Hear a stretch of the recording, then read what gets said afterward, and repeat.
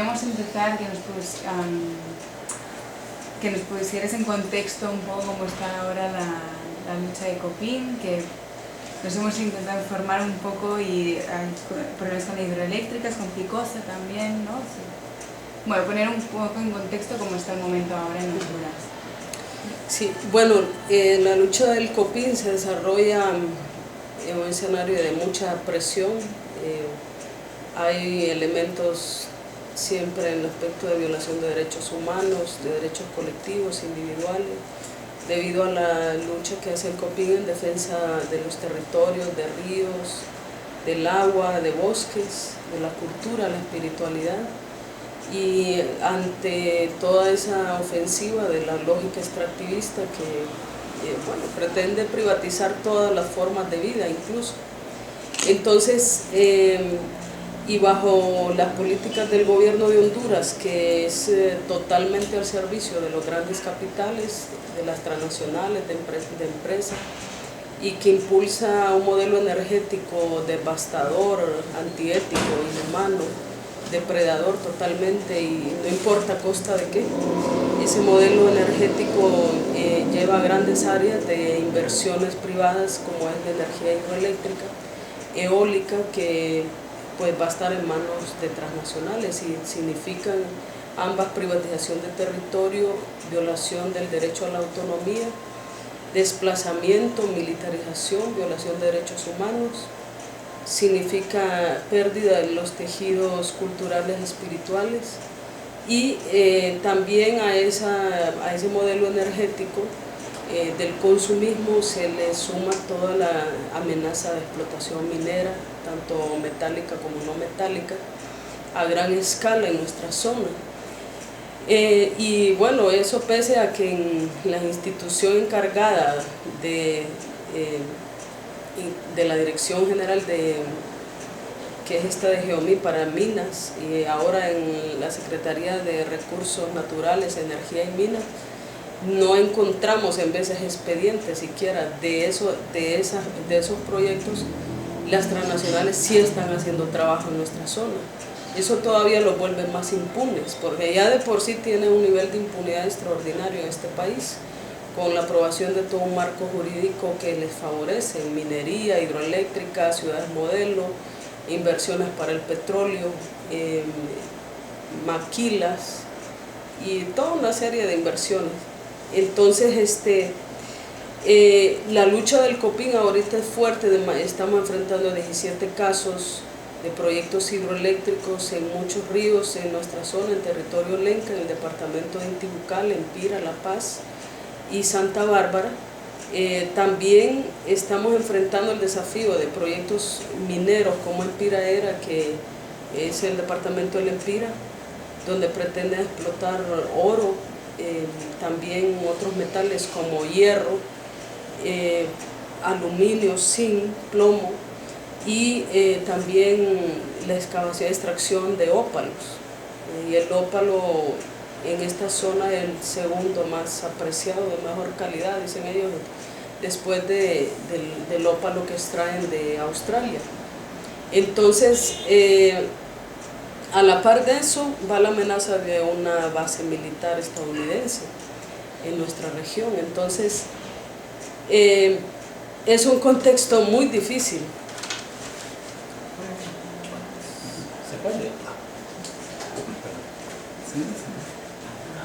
Es un contexto muy difícil, de muchos riesgos a la vida, a la integridad. Eso ha significado una campaña contra el Copín muy fuerte, dirigida por todos esos sectores. No sé si, bueno, puedo hablar de eso también. Esas amenazas van desde amenazas directas contra la vida, amenazas a muerte directa por parte de alcaldes, por parte de las empresas. Tenemos el caso de Río Blanco, que es un caso emblemático. Sigue la presión de la empresa DESA, ahora con la subcontratación de otras empresas como Copreca, Serinter. Está el financiamiento del Fondo de Desarrollo de los Países Bajos, del Banco Holandés, como también del Fondo de Desarrollo de Finlandia, el FinFund. Y esto es bueno, acompañado y patrocinado, impulsado también y permitido por el Estado de Honduras.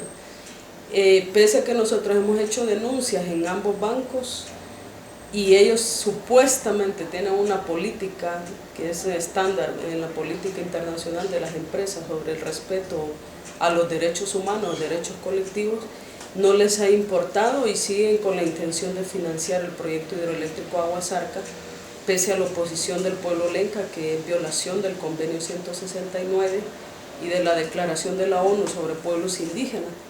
Entonces tenemos una batalla fuerte tanto en el territorio, ¿verdad?, que es un escenario principal, pero no el único, porque nuestra batalla también está allá en Europa, ante esos bancos, con organizaciones aliadas, organizaciones ambientalistas, de derechos humanos, de solidaridad.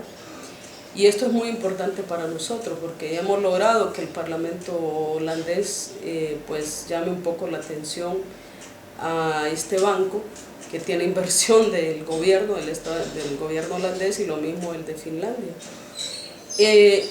Entonces, esos escenarios del COPIN van desde lo comunitario hasta lo internacional, y también la agresión contra el COPIN es a esos niveles, es comunitario y es a nivel internacional. Tenemos el caso de las represas hidroeléctricas Tanguay, sobre el río San Juan en la frontera. Tenemos el caso del río Canje, que va bien avanzado y ni siquiera ha terminado de hacer todo el procedimiento que dice esa ley que tienen para esos fines. Y va avanzando en territorio lenca. Ambos proyectos, como también el proyecto hidroeléctrico Wince 2 sobre el río Wince, que pertenece a los indígenas de San Francisco de Opalaca, en ningún caso, como todos los demás, los 17 y todos los del país, nunca ha habido el respeto al derecho de consulta libre, previa informada, y al derecho del consentimiento. Entonces, son ilegales, son ilegítimos, porque no tienen el consentimiento del pueblo lenca. Ni siquiera cumplen los elementos básicos de las leyes hondureñas. Nosotros hemos visto estos proyectos también causan grandes impactos ambientales y culturales, económicos, en la producción de las comunidades indígenas, y por supuesto a la vida. La amenaza de muerte es constante en todos estos casos que les he mencionado. Y les hemos denunciado al Ministerio Público. Ellos solo se han llamado al silencio, al fiscal general, el fiscal adjunto, que no esperamos nada más bien que no conozca los casos, porque él es una de las personas denunciadas por parte del COPIN, porque es el exministro de la Secretaría de Recursos Naturales y Ambiente, y lo premian poniéndolo de fiscal adjunto.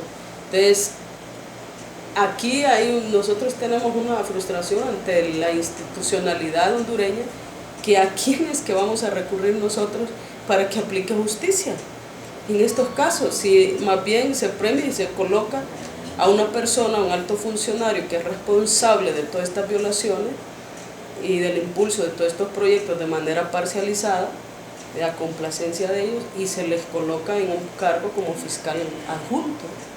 Entonces, la estrategia del COPIN de defensa territorial continúa, los levantamientos territoriales, los ejercicios de control y autonomía, como también la estrategia jurídica, la lucha jurídica en todos los espacios, también formándonos, desarrollando estrategias comunicacionales, redes de protección.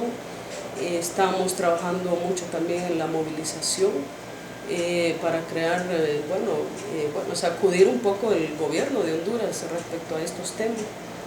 Y la respuesta ha sido muy débil, aunque hemos arrancado logros, como hace 2 semanas con la movilización que hicimos, falta mucho todavía, ¿verdad? Y en el fondo es que no hay voluntad política de parte del gobierno de Honduras para el respeto de los derechos humanos de los pueblos indígenas, tanto individuales como colectivos.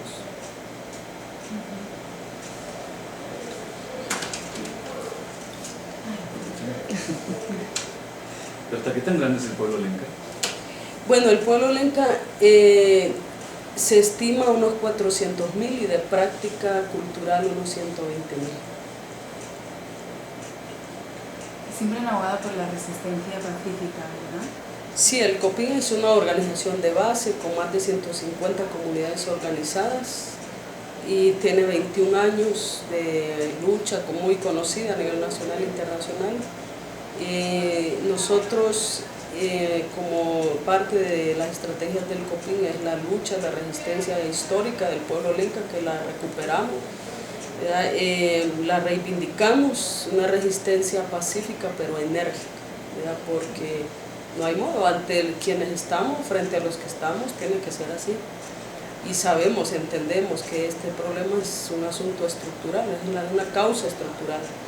Entonces, luchamos por avanzar en lo que podamos en el marco de la dignidad y los principios del COPIN, con distintas formas, ¿verdad?, de luchar y de construir desde la colectividad del COPIN, como comunidades, ejerciendo desde la democratización interna hasta la lucha antipatriarcal, contra el racismo y contra todo ese modelo depredador del capitalismo.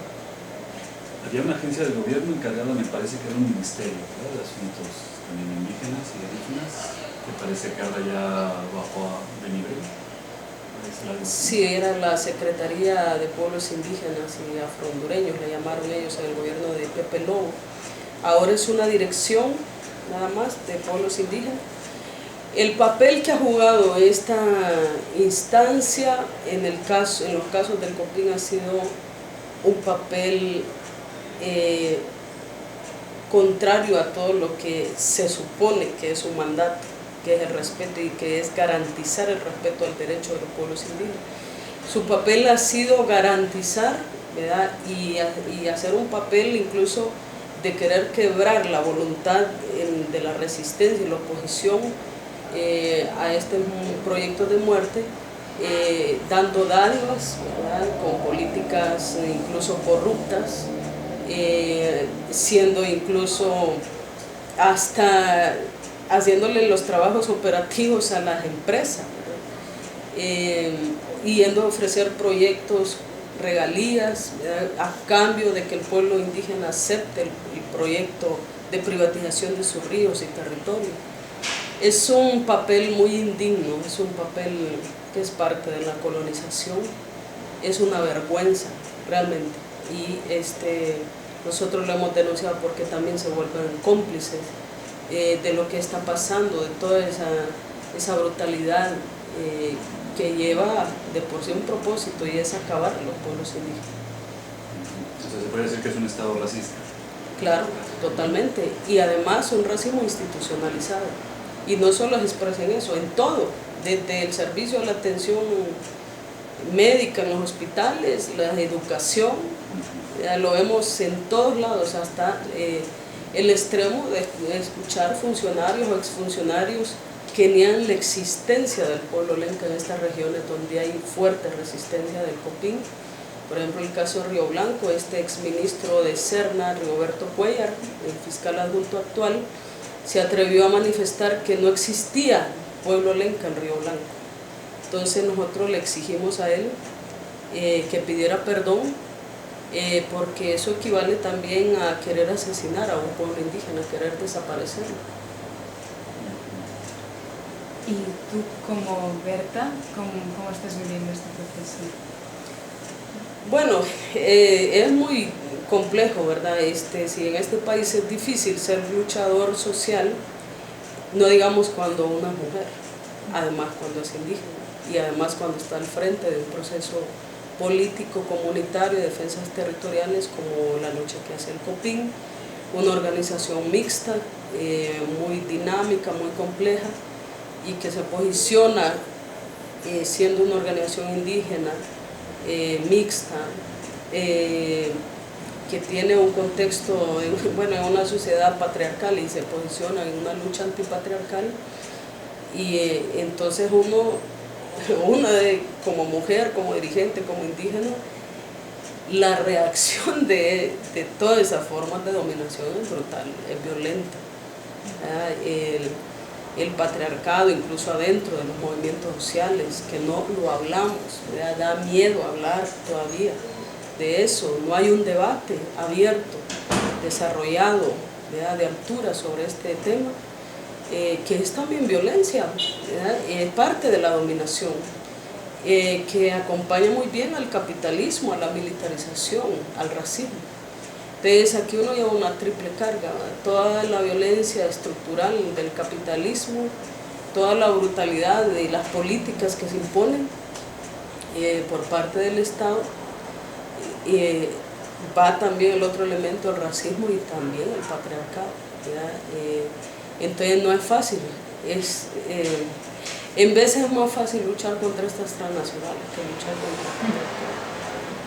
Tal vez no algunas veces, siempre es más difícil, pero tenemos satisfacciones.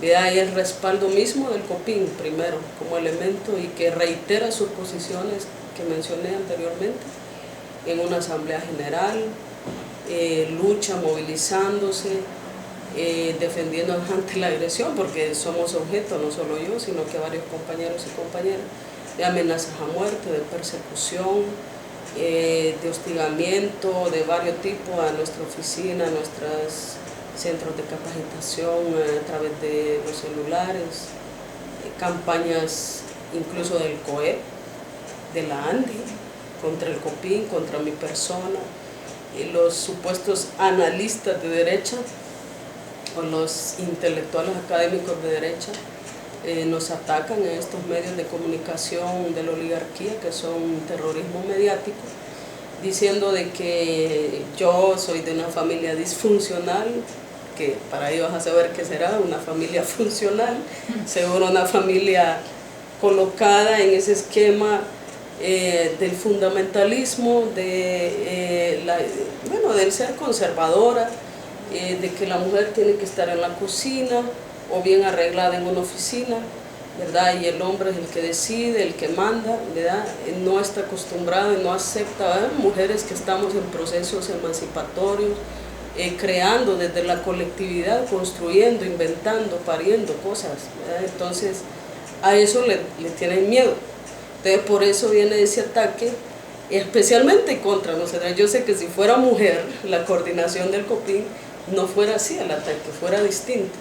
Pero como soy mujer, ¿verdad?, el ataque es así, ¿verdad?, dirigido con todo el sexismo, misogínico y todo eso.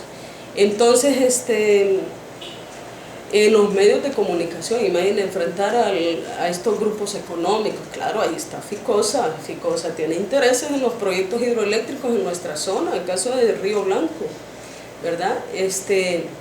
La familia Tala tiene intereses en todo el modelo energético. Freddy Nasser, ¿verdad?, que no solo quiere apoderarse de los ríos de San Francisco de Palaca o de la frontera, sino que quiere impulsar monocultivos de piñón en nuestra zona. O sea, no les basta a Miguel Facusé, a Freddy Nasser y a esto, impulsar los monocultivos depredadores en la costa norte y centro del país, sino que ahora quieren llegar a nuestra zona. Entonces, ante todo eso nosotros nos enfrentamos. El COPIN realmente enfrenta toda la maquinaria del Estado.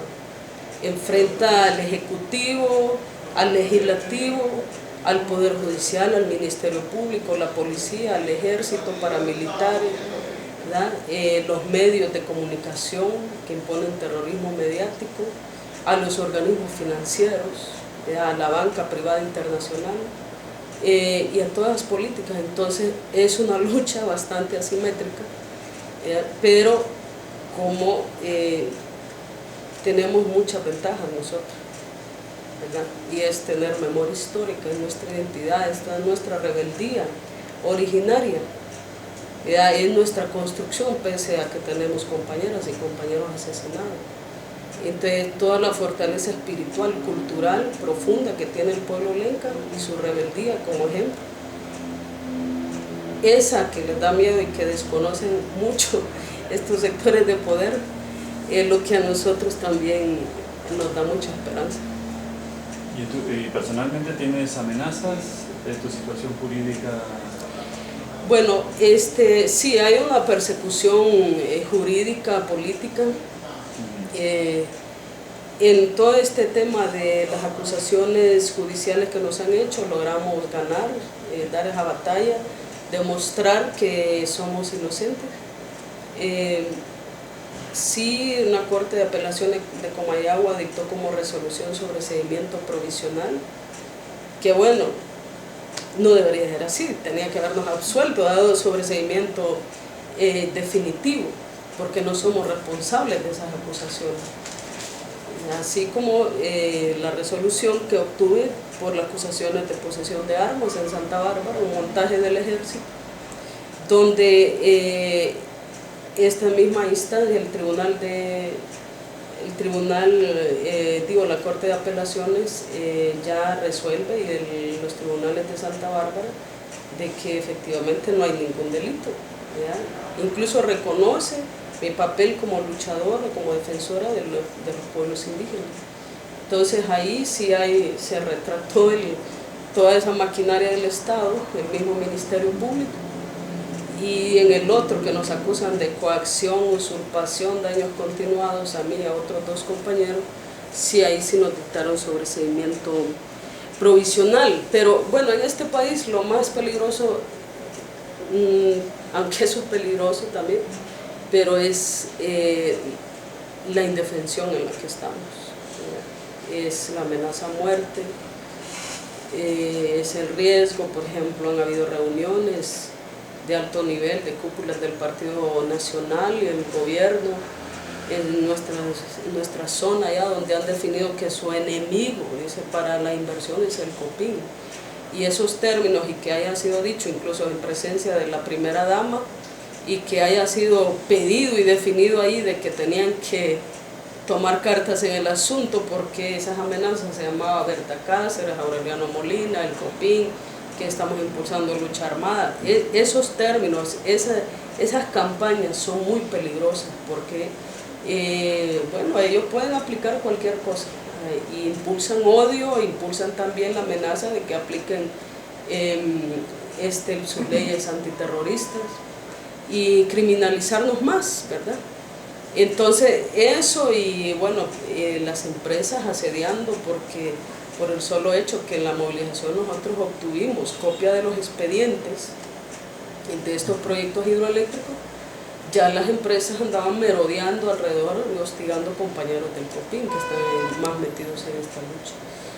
Y yo, bueno, está un costo humano, ¿verdad? Un costo también que en vez de las mujeres no lo decimos. Está también en la otra parte, nuestra familia. Yo he sido amenazada, mi familia, mis hijas. Mi hijo, yo he tenido que sacar algunos de mis hijos afuera del país. El riesgo donde yo vivo con mi madre, que tiene 82 años, y ha sido acosada. Bueno, ella está un poco acostumbrada a eso porque es sobreviviente de toda la Guerra Fría. Pero está eso, pues, que es en este país así nos toca a todos y a todos los que estamos en esta lucha. ¿Cuál sería así como el caso más paradigmático, emblemático que tengan ustedes en relación a los conflictos? Bueno, está el de Río Blanco. Está el de Río Blanco, que tiene ya 17 meses de resistencia en el territorio, de ejercicio de control territorial. Han sido asesinados 3 compañeros. Ha habido una definición de estrategia del gobierno de criminalizar a toda la población indígena. Ha puesto una base militar, han desplegado paramilitares, hay hostigamiento contra las compañeras, ha habido acoso sexual, ha habido amenazas a los niños, se les han puesto fusiles en la cabeza a los niños y las niñas de Río Blanco, pero las comunidades no desisten. Más bien ahora este sector de Río Blanco, con las comunidades altas de la cordillera de Puca o Palaca, y donde tiene presencia el Copín, más bien ahora han comenzado otra lucha también emblemática, que es en defensa del río Canje, y ahí es contra la transnacional Blue Energy.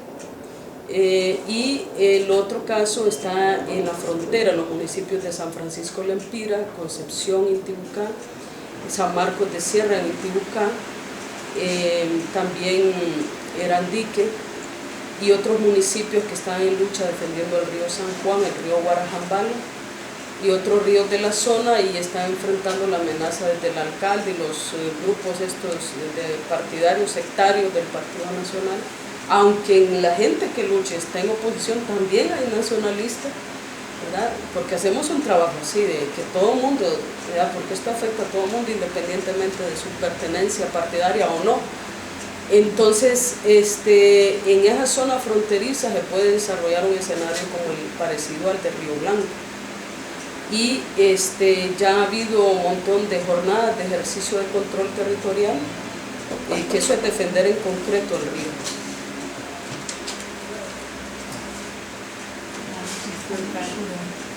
Ah, mira. Espera.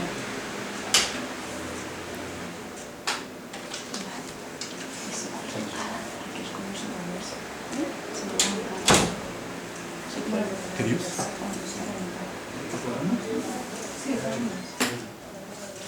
Sí. Perdón. ¿Quieres que lo hagamos? Pero, No, yo decía que si lo ponía que lo pusiese hacia nosotras. Que hacía ruido para la cámara. Sí, eso también lo he dicho, porque si hace calor lo ponemos por allá por ya, pero ya vamos a terminar. ¿Los nombres de los 3 compañeros asesinados?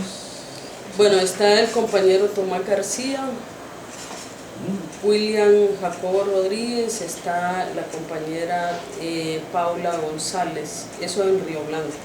Pero también tenemos otra lucha muy importante en San Francisco de Opalaca por el derecho de gobernanza indígena. Y en San Francisco de Opalaca se han asesinado también 2 compañeros.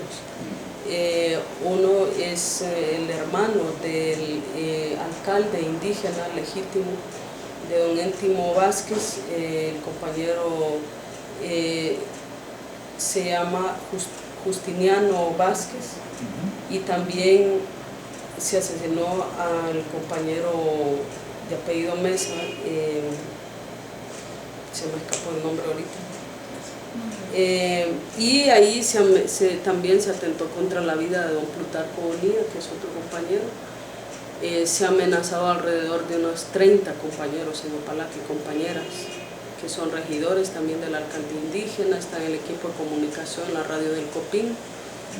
Esto es otra cosa, que nuestras radios son bien amenazadas también, sobre todo la de Opalaca, Río Blanco y la de San Francisco Lempira. Y por supuesto los operadores, ¿verdad? Que sobre todo son jóvenes. Entonces, estos últimos, sí, Irene Mesa se llama el compañero de Opalaca. Entonces, hay así, eso no son casos aislados, es una política del Estado, ¿verdad? Y de los sectores de poder. ¿Alguno de los casos ha sido resuelto o ha sido investigado? Está en eso, porque en todos nosotros hemos hecho mucha exigencia, mucha presión. Hay un equipo de compañeros abogados que también nos acompañan, organizaciones de derechos humanos nacionales e internacionales, y nos ha ayudado mucho a hacer presión, pero en la mayoría están impunes. En algunos casos, porque incluso la persona, el hechor, fue confeso. Entonces, hemos logrado, pues, pero esto lo debería de ser el Estado de Honduras, de por sí, como no porque haya una presión, y imagínense a qué costo. Yo quería preguntar si tenéis algún tipo de acompañamiento, una organización tipo defensores de derechos humanos que estén a vuestro lado. Bueno, el COPIN siempre ha tejido la solidaridad internacional y nacional, y sí hay organizaciones que nos acompañan. A nivel internacional hemos tenido activistas como también observadores de derechos humanos, de distintas nacionalidades, de distintas organizaciones. Bueno, no me atrevería a decir el nombre de alguna porque me puede escapar alguna, pero hay muchas, y lo que hacemos es rotarlo, porque la persona que llega pues tiene que tener una tarea, una función clara.